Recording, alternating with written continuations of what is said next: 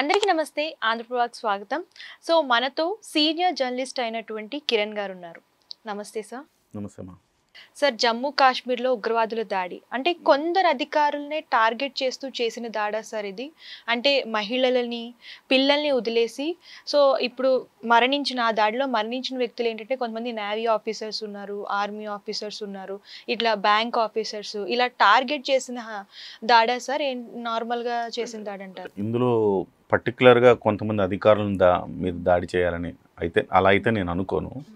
వాళ్ళ ఎజెండా ఏంటంటే కశ్మీరు అంత సుఖంగా సంతోషంగా ఉంది కాబట్టి ఆ కశ్మీర్లో ఒక అలజడి సృష్టించాలి అనేది వాళ్ళ ప్రధానమైన మోటో. అది వాళ్ళు అందులో సక్సెస్ అయ్యారు.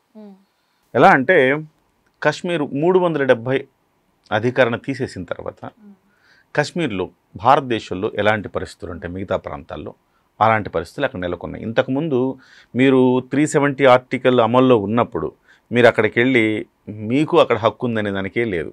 ఇది మీరు ఇతర రాష్ట్రాలు తిరిగినట్టుగా జమ్మూ కాశ్మీర్లో తిరగలేరు. సో మీరు ఏది కొనుక్కోలేరు, దేంట్లో కూడా మీరు పరాయి వాళ్ళే అవుతారు. ఇప్పుడు మన దేశంలో ఉన్నా కానీ మన దేశంలో లేనట్టే అది అప్పటి వరకు. ఎప్పుడైతే 370 ఆర్టికల్ రద్దు చేయటము, లద్దాఖ్ ప్రాంతము ఇవన్నీ కూడా సెటరేట్ చేయటము, జమ్మూ కాశ్మీర్లో ఎన్నికలు నిర్వహించడము, రాష్ట్ర హోదా ఇస్తామని చెప్పటము, పర్యాటకాన్ని మంచిగా డెవలప్ చేయటము. చాలామంది ఇంతకుముందు వరకు జమ్మూ కాశ్మీర్కి వెళ్ళాలి అంటే వెళ్ళేవాళ్ళు కాదు. అలాంటిది ఇవాళ ఏంటంటే జమ్మూ కాశ్మీర్కి వెళ్ళటానికి ఇష్టపడుతున్నారు. ఇవాళ మీరు దాడిలో చూడండి ఎంతమంది కపుల్స్ హనీమూన్కి వచ్చిన కొత్త జంటలు అబ్బాయిలు చనిపోయారు చూసారా. సో ఎటువంటి భయం లేకుండా, బెరుకు లేకుండా ఇది కూడా మన ప్రాంతమే, మన దేశం అన్న ఒక భావనతోటి వాళ్ళ వెళుతూ ఉన్నారు. సో ఇంత బాగా అయిపోతుంది కాశ్మీరు. అక్కడ కాశ్మీర్లో కూడా చాలామంది ఇంతకుముందు కాశ్మీర్ని చూసిన వాళ్ళు ఇప్పుడు యువత ఎవరైతే ఉన్నారో వాళ్ళకు ఉద్యోగాలు వస్తున్నాయి, ఉపాధి అవకాశాలు వస్తున్నాయి, చక్కటి మంచి ఇన్స్టిట్యూషన్స్ వస్తున్నాయి చదువుకోవటానికి, పనిచేయటానికి. సో ఇలాగా వాళ్ళ ఆర్థిక స్థితిగతులు మెరుగైపోతున్నాయి. ఇన్నాళ్ల నుంచి మనం ఇది కోల్పోయామా అన్న భావన వాళ్ళందరికీ కలిగింది. ఎందుకు ఈ ఉగ్రవాదం, ఎప్పుడు కొట్టుకోవడం, తిట్టుకోవడం, నరుక్కోవడం, చంపుకోవడం, ఇవే కదా, ప్రశాంతత లేదు. ఇప్పుడు మనం బాగా అనుభవిస్తున్నాం ఆ ప్రశాంతతని, మంచిగా ఆదాయాలు వస్తున్నాయని వాళ్ళ జీవన ప్రమాణాలు కూడా పెరిగాయి. సో ఇది వాళ్ళకి నచ్చల, పాకిస్తాన్కి నచ్చల. ఈ మధ్యకాలంలో మీరు ఏప్రిల్ 17వ తారీఖు అనుకుంటా ఇతను పాకిస్తాన్ సైనిక అధ్యక్షుడు ఏం వ్యాఖ్య చేశారంటే కాశ్మీరు అనే అంశం మీద మేము ఇప్పటికీ మా స్టాండ్ అదే అని చెప్పేసి ఆయన మాట్లాడారు. కాశ్మీర్ని ఎప్పటికైనా మాదే, మేమే స్వాధీనం చేసుకుంటామన్న రీతిలో ఆయన కొన్ని వ్యాఖ్యలు చేశారు. కాశ్మీర్ని వదిలే ప్రసక్తే లేదు అని చెప్పారు ఆయన. సో అప్పుడే పాకిస్తాన్ ఏదో కుట్ర చేస్తుందని ఎక్స్పెక్ట్ చేయవలసింది, చేయలేకపోయారు. ఎందుకంటే అన్ని పరిస్థితులు చక్కబడిపోయాయి కదా, ఇప్పుడు బాగానే ఉంది కదా అనుకున్నారు. కానీ ఇవాళ దాడి చేయటం ద్వారా వాళ్ళు ఏం చేయగలిగారంటే, ఒకటి, కాశ్మీర్ మంచు కాశ్మీర్ కాదది, మండుతున్న కాశ్మీర్ అని మరొక్కసారి ప్రూవ్ చేయడానికి ప్రయత్నం చేశారు. రెండవది, టూరిస్టులు రావాలంటే భయపడే పరిస్థితి క్రియేట్ చేశారు. మూడవది, అమర్నాథ్ యాత్ర ఉంది త్వరలో, దానికి ఒక సవాలు విసిరారు. నాలుగవది, టార్గెటెడ్గా చేశారు. హిందువుల్నే పేర్లు చూసి, ఐడెంటిటీ చూసి, చాలా బాధాకరం ఏంటంటే చెప్పొచ్చు చెప్పకూడదు, ప్యాంట్లు కూడా విప్పదీసి వాళ్ళని కాల్చేశారు. దుర్మార్గం.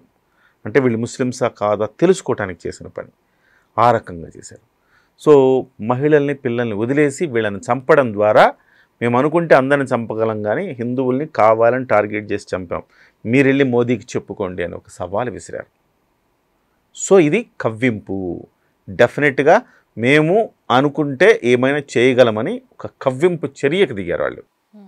సో ఈ రకంగా కాశ్మీర్లో ఇది మండుతున్న కాశ్మీర్ అని చెప్పటం, టూరిజాన్ని దెబ్బతీయటం, అమర్నాథ్ యాత్రకు వాళ్ళు సవాలు విసరడం. సో మళ్ళీ కాశ్మీర్ అనేది మా ఉనికి ఉంది అని ప్రపంచానికి, కాశ్మీర్ సేఫ్ కాదు, ఇందులో మా వాటా మాకుందని చెప్పడం అనేది వాళ్ళ ఉద్దేశం. అందులో వాళ్ళు ఒక రకంగా ఇప్పటికీ ఈ దశలో వాళ్ళు మేము సక్సెస్ అయ్యాము అని వాళ్ళు అనుకుంటుండొచ్చు. కానీ ప్రపంచ దేశాలన్నీ ముక్త కంఠంతో ఖండిస్తున్నాయి, ఇది కరెక్ట్ కాదని ముక్త కంఠంతో ఖండిస్తున్నాయి. ట్రంప్ దగ్గర నుంచి ఇజ్రాయిలు, రష్యా, సౌదీ అరేబియా అందరూ, ఎవ్రీవన్, ప్రతి ఒక్కళ్ళు దీన్ని ఖండిస్తూ ఉన్నారు. సో ఎప్పుడైతే 370 ఆర్టికల్ తీసేశారో, తీసేసిన తర్వాత లష్కరే తయ్యబాకి కాశ్మీర్ పోతుందేమో మన దగ్గర నుంచి, వెళ్ళిపోతుందన్న ఒక భావన కలిగింది. సో లష్కరే తయ్యబా ఒక అనుబంధ సంస్థను తయారు చేసింది. ఆ అనుబంధ సంస్థనే మేమే చేశామని చెప్పుకుంది. వాళ్ళు కాలుస్తూ వీడియోలు కూడా తీశారట. ఇట్లా బాడీ కెమెరాలు అమర్చుకొని ఒక్కొక్కళ్ళని కాల్చారు. ఎంత దుర్మార్గం అంటే సైనికుల దుస్తుల్లో వచ్చారు వాళ్ళు దొంగచాటుగా.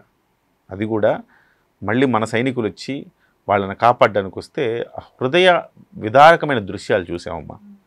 ఎట్లా అంటే మమ్మల్ని ఏం చేయకండి అని బిక్కుమంటూ అరుస్తున్నారు మన సైనికులను చూసి. లేదు, మిమ్మల్ని మేము కాపాడడానికి వచ్చామని చెప్పినా కానీ వాళ్ళు వినటానికి ఒక పావుగంట పట్టింది. సో అంత భయానకమైన పరిస్థితులు క్రియేట్ చేశారు. ఈ ఎవరైతే హనీమూన్కి వెళ్ళారో వాళ్ళందరినీ భార్య ముందే భర్తని కాల్చేశారు, పాయింట్ బ్లాంక్లో పెట్టి కాల్చారు. సో దీనికి వాళ్ళు చాలా రోజు నుంచి 6 ఏళ్ళు అయింది పుల్వామా మీద దాడి జరిగి, 6 ఏళ్ళు అయింది. 6 ఏళ్ల క్రితము ఒకసారి దాడి చేసి 40 మంది సైనికుల్ని ఆత్మాహుతి దాడి ద్వారా పొట్టన పెట్టుకున్నారు. 6 ఏళ్ల తర్వాత మళ్ళీ ఈ ఘటన జరగటం ఒక్కసారిగా భారతదేశం మొత్తం కూడా ఉలిక్కిపడింది. గత 11 ఏళ్లుగా భారతీయ జనతా పార్టీ సారథ్యంలో మీకు దాడులు లేవు. మీరు గమనిస్తే హైదరాబాదులో, బెంగళూరులో, ముంబైలో అట్లా ప్రతి చోట ఏదో ఒక దాడి జరుగుతూ ఉండేది కదా. కానీ గత 11 ఏళ్లుగా అలాంటి దాడులు లేవు. ప్రజాక్షేత్రంలో చేసిన దాడి లేదు. సో అక్కడ 6 ఏళ్ల క్రితం పుల్వామా దాడి జరిగింది, సైనికులు చనిపోయారు. ఆ తర్వాత 6 ఏళ్ల తర్వాత మళ్ళీ ఇక్కడ ఇలాంటి దాడి జరిగింది. కానీ ఇది పుల్వామా మీద జరిగిన దాడి కంటే ఇది మరింత భయోత్పాతం కలిగించే దాడి. ఎందుకంటే అది అఫ్కోర్స్ అది ఇంకా భయంకరమే.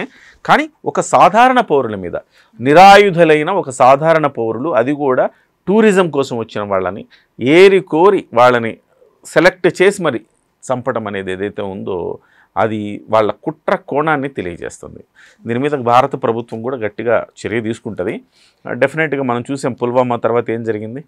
పుల్వామా తర్వాత యూరీ సెక్టార్లో ఎలాంటి సిచ్యువేషన్ కలిగింది చూసాం మనమంతా. సో వాళ్ళ స్థావరాలను ధ్వంసం చేశారు వెళ్ళి. సో అంతకంత పగ ప్రతీకారం తీర్చుకోవడానికి భారత్ ఆ శక్తియుక్తులన్నీ భారత్ దగ్గర ఉన్నాయి. ఖచ్చితంగా రాబోయే రోజుల్లో మనం చూస్తాం ఒక మెరుపు దాడి జరగబోతూ ఉంది. డెఫినెట్గా ఆ స్థావరాలన్నింటినీ కూడా ఈసారి చాలా తీవ్రంగా ఉండబోతుంది, సీరియస్ యాక్షన్ ఉండబోతుంది భారత్ నుంచి.